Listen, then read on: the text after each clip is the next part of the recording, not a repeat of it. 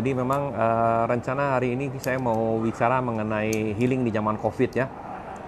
Kenapa healing itu sangat perlu sekali di zaman COVID? Karena sewaktu zaman ini banyak orang stres. Biasa juga udah banyak orang yang stres, tapi sekarang lebih banyak lagi orang yang stres. Ditambah ketika keadaan seperti demikian ya, di mana pandemi sedang muncul, orang itu akan lebih cenderung untuk mencari tahu bagaimana kejadian di luar sana. Terutama di dalam pikiran manusia, orang itu lebih cenderung untuk pengen tahu mengenai hal negatif dibanding hal positif. Karena itu disebut gosip-gosip atau hal-hal yang negatif akan lebih cepat menyebarnya terutama di Indonesia. Karena Indonesia ya seperti kita tahu ya, kemarin ada namanya Bu Tuti itu yang sangat menyukai gosip. Ya, Indonesia paling cepat penyebaran gosip. Karena itu pula ketika keadaan seperti sekarang, orang-orang cenderung untuk apalagi zaman sekarang pengen cepat-cepat menyebarkan berita terbaru apa yang terjadi di lingkungan sana. Dan semuanya itu kebanyakan negatif-negatif. Salah satu dari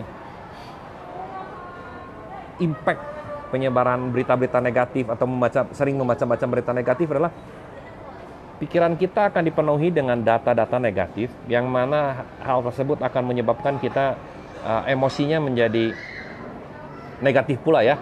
Kita akan menjadi was-was, kita akan menjadi ketakutan. Berapa di antara kalian yang paranoid terhadap keadaan seperti sekarang? Apakah ada di antara kalian yang mempunyai teman-teman yang paranoid? Teman mama saya punya. Jadi saking paranoidnya nih. Begitu yang biasanya saling ketemu itu halo-halo dan sebagainya. Ini dari jauh sudah kelihatan. Wah, pandangan matanya membunuh. Jadi sangat-sangat sukar sekali untuk zaman sekarang, terutama di era COVID ini, di mana orang itu bisa mempunyai pikiran dan mental yang tetap positif. Sangat susah sekali. Apakah mungkin? Selalu mungkin. Apakah saya selalu positif? Oh, 70-80% saya selalu positif. Saya selalu bahagia, saya selalu tersenyum. Ada kalanya saya ketika bangun juga saya merasakan, waduh, kok agak susah. Dan dengan demikian, ketika Anda sedang tidak mendengar, tidak melihat berita-berita yang jelek, tapi Anda selalu melihat dan membaca berita-berita yang positif, Anda akan tetap dipenuhi dengan berita-berita positif, sehingga menyebabkan stamina Anda, mindset Anda juga selalu positif dan bagus. Karena itu, healing sangat lebih diperlukan di zaman sekarang. Karena begitu Anda sudah mengetahui ya, di luar itu sekarang lagi banyak yang sakit dan takut sekali untuk terkena. Terlepas dari banyaknya orang yang tidak percaya bahwa COVID itu ada atau enggaknya. Tapi mindset yang jelek ini sangat perlu untuk dihilangkan. Sangat perlu untuk dihealing. Nah, mindset ini, pikiran-pikiran yang buruk ini, walaupun ini hanya pikiran ya, tapi ini seperti penyakit juga. Jadi ini menyebarnya lebih cepat dibanding COVID. Jadi kita tidak usah ketemu, mau pakai masker nggak pakai masker juga nggak ada masalah. Tapi negative thinking itu menyebarnya dengan sangat pesat dan cepat. Makanya itu healing sangat-sangat diperlukan di masa pandemi ini.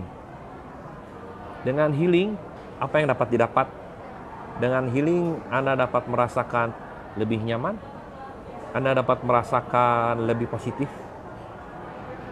Ibaratnya ketika Anda berada dalam keadaan negatif ya, Anda itu sedang berada di dalam pasir hisap. Jadi apapun yang Anda kerjakan atau lakukan, itu seperti terhisap terus ke dalam. Anda mau jungkir balik, Anda mau jerat-jerit, mau nendang, Yang ada adalah Anda akan semakin terprosok ke dalam. Healing akan membantu Anda, setidaknya adanya harapan atau pembersihan, sehingga Anda tidak lagi akan berada di dalam pasir hisap. Anda dapat keluar. Nah, setelah Anda keluar, apa yang harus Anda lakukan? Setelah Anda lakukan, selain healing adalah Anda harus mengetahui apa yang Anda ingin lakukan. Apa yang akan Anda tuju. Karena begitu Anda keluar dari pasir hisap, kalau tetap Anda bingung dan nggak tahu harus ngapain, jatuh-jatuhnya Anda akan kembali ke pasir hisap tersebut dan menjadi bingung kembali. Jadi healing itu bukan hanya healing yang diperlukan, tapi setelah healing itu ada nanti coaching dan nanti ada penunjukan harus arah apa yang dilakukan. Jadi healing untuk sampai kita full beres, itu tidak hanya misalnya ketemu saya dan kemudian sudah begitu segalanya akan menjadi tidak masalah. Ada beberapa PR yang mungkin harus Anda kerjakan, ada beberapa tindakan yang harus Anda lakukan. Ya seperti yang tadi ya, jangan seringnya membaca atau melihat berita-berita buruk. Anda akan dipenuhi oleh pikiran-pikiran negatif yang akan menyebabkan mindset Anda juga kurang begitu bagus. Jadi setelah Anda di healing, ada baiknya untuk tidak berinteraksi dengan banyaknya energi-energi negatif tersebut. Seperti begitu. Ada berapa banyak healing? Healing itu ada berbagai macam healing. Secara spiritual, itu kita ada namanya lapisan tubuh. Total ada 7 lapisan tubuh. Jadi ada lapisan tubuh spiritual, mental, yang paling terakhir adalah fisik ya, seperti yang kita tahu ini. Nah, healing ini harus dilihat di belah tubuh mana, di bagian tubuh mana Anda terlukanya atau kena penyakitnya. Jadi ketika Anda terluka di bidang tubuh spiritual, maka healing spiritual yang harus Anda lakukan. Ketika Anda mempunyai masalah dengan mental Anda, maka healing mental yang harus Anda lakukan. Ketika Anda terkena fisik, maka fisik Anda yang harus Anda benarkan. Nah, untuk beberapa orang yang terlatih, nah seperti saya sudah bisa mengetahui bagaimana hubungan antara masing-masing tubuh tersebut berkaitan dengan tubuh lainnya. Sehingga penyakit yang diderita di fisik tertentu, di bagian tubuh tertentu, itu berhubungan dengan mental bagian mana, dan berhubungan dengan pikiran belah mana, dan kemudian juga berhubungan dengan spiritual belah mana. Nah ini yang harus diperhatikan dan disembuhkan ya. Jadi banyak sekali tipe healing, dan banyak yang ngomong, kenapa ya saya nggak cocok dengan healing ini atau nggak cocok dengan healing itu? Ya karena mungkin Anda salah tipe. Ketika kita bilangnya penyakit ya, atau ketidakseimbangannya ada di mental, ternyata Anda pergi ke spiritual, misalnya seperti gitu. Dan tidak mengena, karena mentalnya bukan harus disembuhkan oleh spiritual. Sehingga penyakitnya tidak bisa disembuhkan. Kalau bila mana kita bisa melihat keterkoneksikan antara bagian-bagian tubuh tertentu, bagian-bagian lapisan tubuh itu dengan lapisan tubuh yang lainnya, maka kita sebenarnya dapat menarik satu benang lurus, sehingga kita menyembuhkan dari satu titik, semuanya bisa ikut ke bawah. Nah itulah dimana letaknya experience ya. Jadi berdasarkan experience sudah melakukan banyak healing, bukan hanya dengan belajar atau dengan pergi ke beberapa guru, tapi dengan melakukannya langsung, kita dapat mengetahui bagaimana healing yang benar untuk dilakukan. Kita dapat melihat dari berbagai macam cara. Kita dapat melihat dari bentuk muka, raut muka, warna muka, kemudian juga dapat dari struktur tubuh. Struktur tubuh sangat-sangat kita dapat mengetahui apa yang sedang terjadi di dalam kehidupan seseorang. Jadi banyak sekali yang kita bisa lihat ya, dan itu bisa ditarik benang lurus, sehingga ketika kita menyembuhkan satu poin, misalnya ketika mempunyai sebuah penyakit di bahu, di bahu. Ketika kita mengkoneksikannya dengan emosi yang tepat, dengan masalah yang tepat, maka fisik ini akan hilang. Berikut juga dengan emosi yang diderita oleh seorang klien tersebut. Jadi healing itu sangat menyenangkan sebenarnya ya.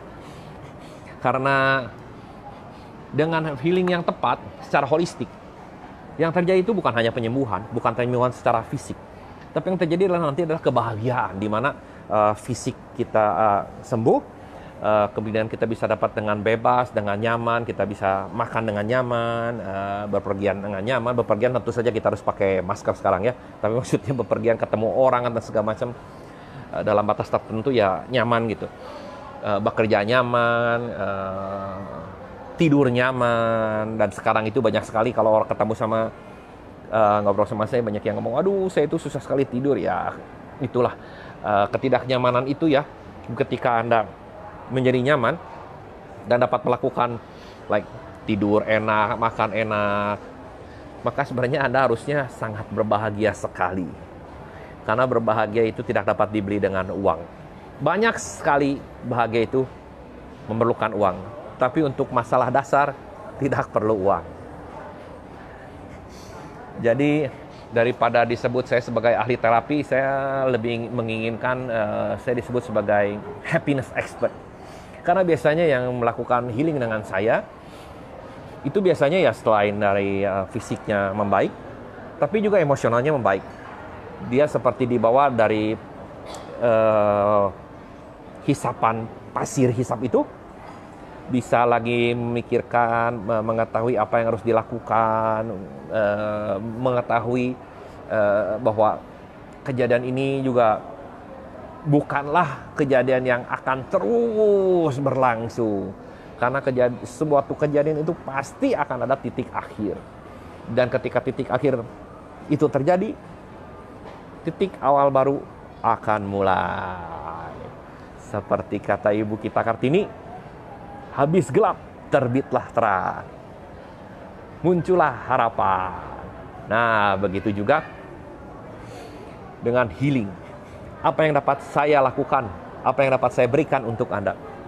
Ketika Anda mempunyai masalah, saya dapat membantu untuk mencari akar permasalahannya, sehingga Anda dapat terbebas dari masalah-masalah yang sedang dihadapi oleh Anda. Biasanya sebenarnya Anda mungkin juga sudah mengetahui itu yang harus dilakukan. Namun kadang-kadang kan biasa ya, suka ngeyel, suka bener nggak sih apa itu yang saya harus lakukan? Kalau saya lakukan dan ternyata salah gimana? Nah, salah satunya adalah mengapa saya ada untuk Anda adalah saya dapat membantu Anda mencarikan solusi yang terbaik. Nah, solusi sendiri kalau tidak dijalani, maka solusi ini tidak akan menjadi solusi. Ini hanya akan menjadi angan-angan. Makanya seperti tadi dibilang ya, setelah healing, apakah akan sembuh? Begitu saja? Tidak. Setelah healing, banyak sekali kita kalau ngomong tuh seperti Anda lagi dikasih vitamin, di-boost. Jadi beberapa hal Anda akan merasa sangat enak, merasa sangat nyaman. Setelah itu, Anda akan mempunyai beberapa lama waktu untuk mencoba secara fisik, untuk mengubah pikiran, mengubah perasaan, mengubah tingkah laku, untuk mengejar sampai ke tahap setelah penyembuhan.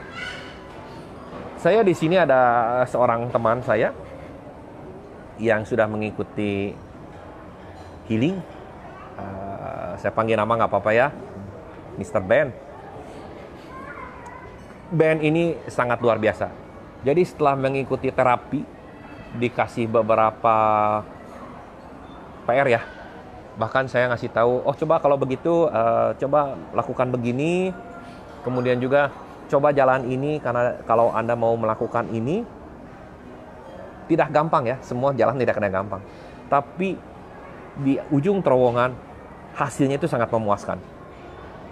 Dia adalah salah satu dari orang yang tekun, giat, dan mau berubah Sehingga kalau dibilang hasilnya itu sangat-sangat memuaskan. Termasuk saya sendiri yang menghealing, saya sangat bahagia dan bangga dengan dia. Jadi begitu. Mengapa Anda perlu sekali untuk melakukan healing? Karena kadang-kadang juga Anda sekarang lagi nggak tahu harus ngapain. Di tengah himpitannya masalah ekonomi, masalah lingkungan, masalah segala, Anda bingung harus ngapain sekarang. Salah satu alternatif dengan berbicara, dengan melakukan konsultasi, Anda dapat mengetahui apa yang harus Anda lakukan. Anda dapat juga tahu apa yang sebaiknya dijalani, karena yaitu ya, kebahagiaan itu datangnya dari diri sendiri, termasuk kenyamanan. Bila kita tidak jujur dengan diri sendiri dan kita tidak merasa nyaman dengan diri sendiri, yang rugikan bukan orang lain, kita sendiri. Jadi daripada bingung sekarang, intinya dari live talk ini apa? Intinya adalah saya menawarkan program healing bagi teman-teman sekalian. Apa yang harus dilakukan? Nggak usah capek, nggak usah pusing. Tinggal buat janji WA. WA-nya sudah sering disebut-sebut, sama saya sering sebut-sebut. Nanti pun akan dikomen sama saya, tulis lagi ya nomor WA-nya. Buat saja janji. Kenapa harus buat janji? Karena lumayan banyak ya orang yang telepon ke saya, WA ke saya hanya untuk menyanyikan ini, itu. Diharapkan dengan membuat janji, jadi saya akan mempunyai waktu khusus yang tidak akan terganggu, di mana saya akan dapat fokus mendengarkan masalah Anda dan mencari solusi terbaik untuk diri Anda. Itu yang akan saya lakukan. Karena itu saya harapkan agar teman-teman mau dengan senang hati ya. Jangan karena kenal main serobot, jangan deh. Bantu saya. Saya juga mau membantu Anda juga bantu saya. Bantu dengan mengikuti sistem sehingga semua penyembuhan ini dapat terlaksana dengan baik, mudah, dan menyenangkan. Terima kasih Pak Benny. Pak Benny adalah salah satu guru saya yang saya hormati. Terima kasih banyak nih disupport. Jadi begitulah mengapa pentingnya untuk melakukan healing, terutama di masa pandemi ini. Dan ini menurut ajaran Pak Benny sendiri ya. Ketidakpunyaan atau kemiskinan pun sebenarnya merupakan suatu penyakit yang harus di-healing. Nah, apakah saya dapat melakukan healing itu? Bukan masalah bisa dan tidak bisa. Masalahnya adalah begitu Anda sudah melakukan healing seperti itu, apa yang akan Anda lakukan? Kalau Anda tetap saja berpikir bahwa Anda pergi ke satu orang, kemudian setelah dari orang tersebut akan langsung kaya, saya jamin kamu nggak akan pernah mungkin bisa kaya. Apapun nggak bisa. Jadi yang ada itu setelah Anda ketemu dengan orang seperti saya, sang pemberi solusi, setelah Anda mengetahui apa yang harus Anda lakukan, dan setelah gitu Anda akan di healing dan lain-lain sebagainya, adalah Anda melakukan beberapa tugas atau instruksi yang diberikan oleh saya. Nah, dengan itulah Anda sebenarnya dapat membuat penyakit kemiskinan ini pun menghilang. Apakah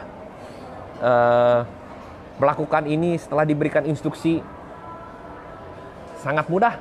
Oh tidak, tidak ada yang mudah. Wah, ini teman-teman saya mulai bermunculan ya. Ada Michael, ada Joe Jimmy, ada Hendrali. Nah ini Bro Jimmy. Bro Jimmy juga seorang konsultan juga yang kita sudah berbincang-bincang bersama-sama. Dan juga Bro Jimmy sendiri sudah mengetahui ya Bahwa kadang-kadang kalau orang dikonsultasi mengharapkan sesudah dikonsultasi keadaan berubah menjadi seperti ini, itu kan nggak mungkin. Tapi sesudah dari konsultasi kita mempunyai mindset yang baru, cara berpikir yang baru, cara melihat dari sudut pandang yang baru, dan melakukannya sama seperti sahabat saya ini. Jadi kalau ada yang mau bertanya kepada dia, silakan. Itu baru kita akan dapat jalan keluar dan solusi terbaik. Hidup pun pasti akan berubah, saya berani jamin. Karena untuk beberapa orang yang kenal saya sangat dekat, hidup saya dari beberapa tahun lalu sampai sekarang rubahnya sangat banyak. Yang pasti, walaupun sekarang lagi pandemi, orang-orang mungkin bisa disebutin ada susah secara ekonomi atau segala macam, saya masih tetap oke. Saya nggak bisa ngomong gimana, tapi saya masih tetap bahagia. Saya masih bisa keluar makan, saya bisa happy-happy, saya bisa ketemu teman-teman. Ada beberapa teman yang sudah lama sekali nggak ketemu, bisa ngobrol. Saya ketemu beberapa kejadian di mana waktu saya melakukan healing, saya menemukan banyak keajaiban-keajaiban yang terutama terjadi karena sahabat-sahabat yang berkonsultasi dan melakukan healing dengan saya mau melakukan apa yang saya instruksikan atau saya anjurkan, dan itu membuat hati saya menjadi sangat-sangat bahagia. Karena salah satu kebahagiaan dari salah satu kebahagiaan dari manusia adalah menjadi seorang yang berguna. Dan ketika Anda mengetahui bahwa Anda itu berguna di masyarakat dan Anda itu sangat penting keberadaannya, maka hidup Anda akan menjadi sangat berarti. Saat itu pula Anda menjadi bahagia. Nah, saya perlu tuh anti miskin. Jadi kalau mau anti miskin, tadi seperti sudah bilang ya, itu nggak ngomongin gampang. Itu sangat-sangat sukar. Karena kita harus melatih knowledge kita, melatih skill kita, dan kemudian melatih experience kita. Dengan mempunyai ini 3, maka hal apapun akan dapat kita tanggulangi. Saya kira Bro Michael ya, sekarang apalagi di masa COVID ini malah membuka Paparisa, kafenya yang baru. Sepertinya oke doh ya, sangat menyenangkan gitu.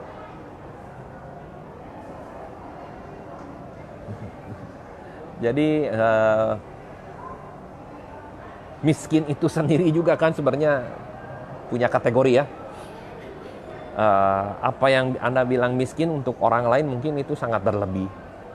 Dan apa yang untuk orang lain itu wow, untuk beberapa orang yang lain nggak ada apa-apanya. Berbahagialah Anda kalau Anda berada di tengah-tengah. Seperti saya itu bahagia karena saya berada di tengah-tengah.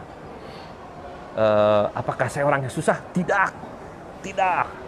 Apakah saya orang yang sangat-sangat bahagia? Enggak juga. Saya berada di tengah-tengah. Artinya banyak sekali teman-teman yang mempunyai kehidupan seperti saya.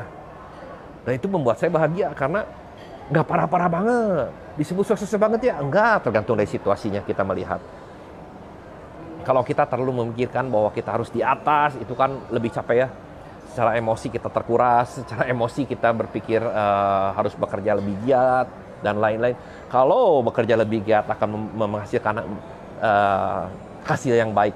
Kalau Anda bekerja dengan giat tapi ternyata caranya salah, strateginya salah, kan yang terjadi sebenarnya bukan hasil yang baik, tapi malah Anda lebih kecapean, lebih tidak puas. Senang dong, harus dinikmati. Oh, itu sudah tahu Bro Michael. Anda sedang menikmati sekali dengan Paparisa. Terlihat dari postingannya, dari apa, di mana ketika Anda sedang berada di sana, mata berbinar, senyum terukir di wajah, itu kelihatan. Itulah yang sebenarnya sangat menyenangkan, harus dinikmati. Karena kan ya itulah, kebahagiaan datangnya dari diri sendiri. Jadi walaupun mungkin kata orang lain itu hal yang gimana, tapi selama kita bahagia dan tidak merugikan orang lain, jalani saja. Tapi ya untuk Bro Michael itu sangat berguna ya, memberikan kenikmatan kopi, tempat ngumpul bagi orang-orang, kemudian juga bisa diajak ngobrol, bercanda, dan banyak sekali membuat juga lapangan pekerjaan. Nah, itu sangat-sangat berharga. Jadi begitu yang saya ingin katakan sekarang. Apakah misalnya ada pertanyaan mengenai healing? Saya bahagia kalau naik sepeda nggak hujan, jadi saya mau punya ability ngontrol hujan. Jadi begini ya, saya menguasai beberapa bidang Chinese metaphysics. Salah satunya ada namanya Qimeng Tunxia. Qimeng Tunxia ini adalah ilmu yang dipunyai. Kalau Anda sudah menonton Samkok atau dulu suka membaca Samkok, memain game The Romance of Three Kingdoms, mana mungkin Anda akan mengetahui seseorang namanya Zhuge Liang atau Kong Beng. Beliau disebut sebagai salah satu advisor terhebat sepanjang masa di Tiongkok. Nah, dengan ilmunya Qimeng Tunxia ini kita dapat membagi orang itu berdasarkan 10 tipe. Bila Anda termasuk dari salah satu tipe itu, maka Anda sebenarnya punya ability untuk mengontrol lingkungan, dan salah satunya adalah mengontrol hujan. Sorry Hendra, kamu bukan.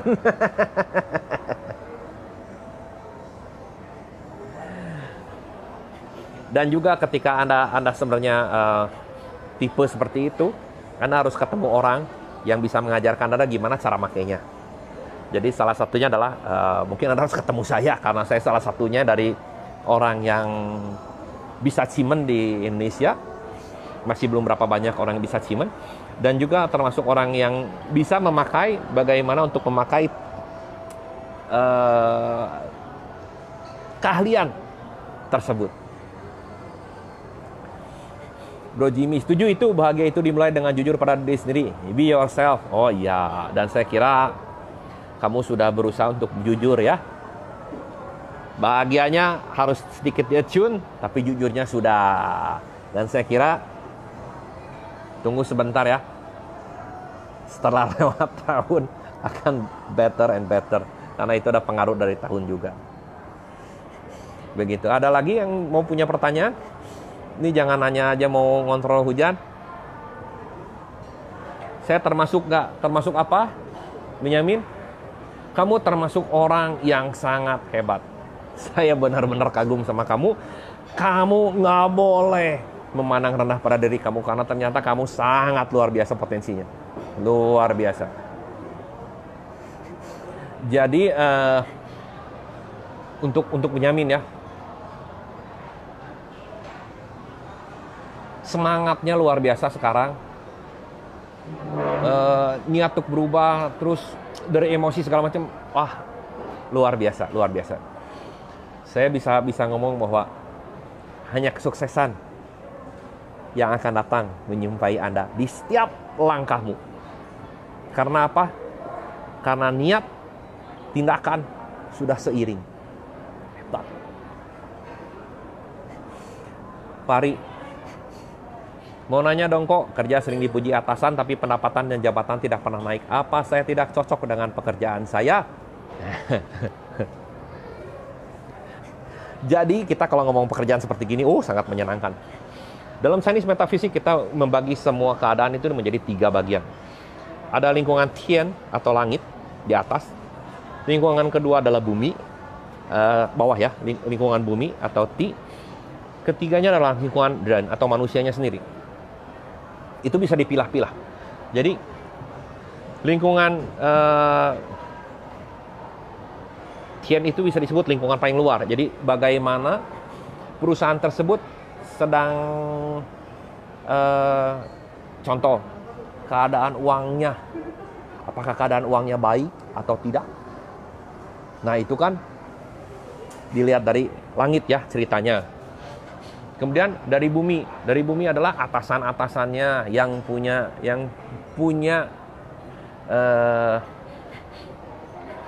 perusahaannya. Apakah orangnya pedih? Apakah orangnya tidak bisa melihat prestasi orang? Ada ya Orang-orang yang tidak bisa melihat prestasi orang, apakah orangnya tersebut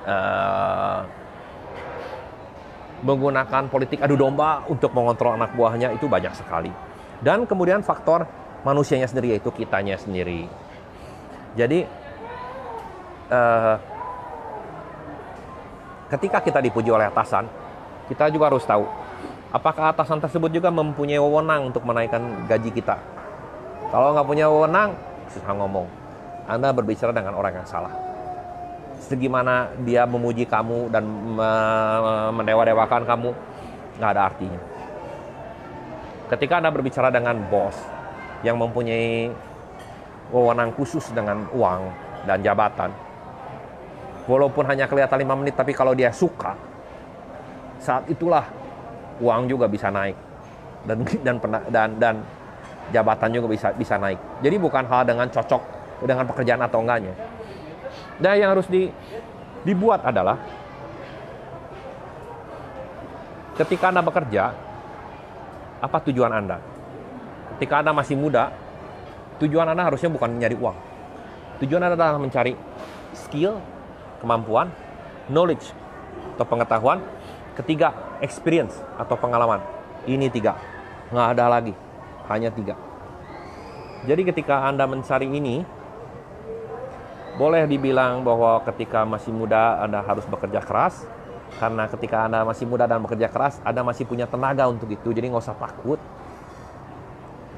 Ketika Anda menuju ke mulai umur agak menengah, dengan menguasai ini, kamu bisa kerja di mana aja. Dan di tempat yang baru itulah kemungkinan Anda akan lebih dihargai. Jabatan Anda bisa lebih tinggi. Dan juga dengan demikian, uang Anda bisa lebih tinggi. Jadi jangan pernah ngomong, apakah saya tidak cocok dengan pekerjaan saya. Orang cenderung untuk lebih sering dikit-dikit ngomongnya, aduh ini kayaknya gue nggak cocok sama pekerjaan gue nih, gue uangnya kurang. Padahal yang terjadi adalah orangnya nggak mau gigih sana. Baru buka perusahaan nih, tahu-tahu salah, kena tipu. Waduh, gue nggak cocok sama pekerjaan gue. Makanya gue mungkin bisa disebut salah satunya orang yang bisa dengan Chinese metafisik ya, misalnya Patsu, yang bisa mengetahui apakah pekerjaan ini cocok dengan Anda atau tidak. Tapi saya tidak pernah bilang bahwa Anda cocok dengan elemen tertentu untuk bekerjanya. Tidak pernah. Karena apa? Karena itu bohong. Ketika Anda membuka sebuah perusahaan dan Anda ditipu oleh orang, itu artinya adalah Anda masih bodoh. Gitu. Ingat, bodoh.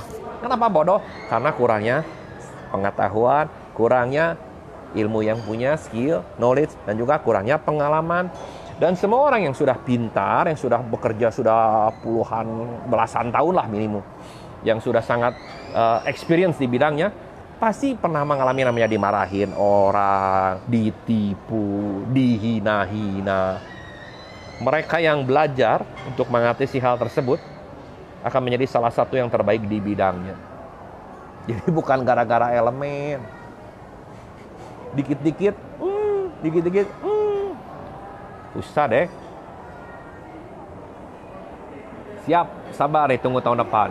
Dari sekarang kita pupuk ya, Bro Jimmy. Dari sekarang kita pupuk. Tahun depan, begitu mulai, kita udah bisa langsung ini. Dan bulan 12 juga harusnya udah mulai agak ini. Bentar lagi. Anggap aja angin lewat.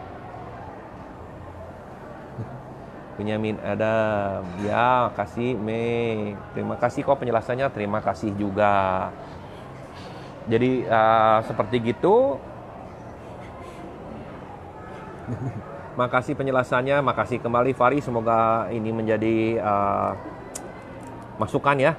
Jadi kita itu kadang-kadang berpikir kenapa kalau kita kerja bagus seperti gini. Kita kerja bagus juga bukan seperti kita yang ngomong. Kita kerja bagus itu yang harus ngomong itu adalah orang lain, terutama orang yang berpengaruh untuk memberikan kita kenaikan gaji dan kenaikan pangkat. Jadi nih, kamu kerja di satu perusahaan, semua orang bilangnya kamu kerja bagus, tapi yang punya ngomong biasa aja, percuma. Jadi kita harus tahu itu. Jadi kita harus tahu langit di mana, bumi di mana langit dijunjung dan bumi dipijak, ditulah kita tinggal. Jadi Anda harus mencari langit yang bagus, bumi yang manis. Anda akan bisa seperti bunga. Seperti begitu. Ya, apakah ada pertanyaan kembali? Bila mana ada pertanyaan kembali, saya akan menjawab. Semoga sesi ini juga bermanfaat. Jumat depan, jam yang sama, 6.30. Saya akan membahas lebih dalam lagi tentang healing, yaitu karma. Jadi healing itu juga kenapa ada timbul namanya penyakit? Karena itu ada hubungan dengan karma. Dan karma itu sebenarnya ada berbagai macam jenis. Jadi kalau orang ngomong, ih karma, jangan laku itu karma. Tahu nggak karma itu apa? Jadi sesuai dengan karma yang jelas, penyakit pun dapat diselesaikan dengan manis dan benar. Salah satunya yang kita bermain dengan healing karma ya, Ben ya. Bisa kelihatan kan ada peningkatan dan lain-lainnya karena itu ada salah satu karma begitu. Brother Jimmy, siap, sudah saya beresin, udah nggak dengerin lagi omongan miring nggak jelas itu. itu yang gue bilang. Setelah ngobrol, ambil tindakan. Diam juga merupakan suatu tindakan loh. Diam itu suatu tindakan. Tindakan nggak ngapa-ngapain. Suatu tindakan. Tidak melakukan apa-apa, tetap keluar energi, tetap keluar pikiran, tetap keluar perasaan. Mengerjakan, tetap keluar energi, keluar pikiran, keluar perasaan. Mana yang enak? Diem, perasaan tetap pusing. Ini tetap nggak jelas. Masa depan kelihatan suram. Tapi kalau kita ngerjain, walaupun ini capek, ini kesal, suatu saat nanti ini akan hilang. Dan kita akan mendapatkan pengetahuan, kemampuan, dan juga pengalaman dari ini.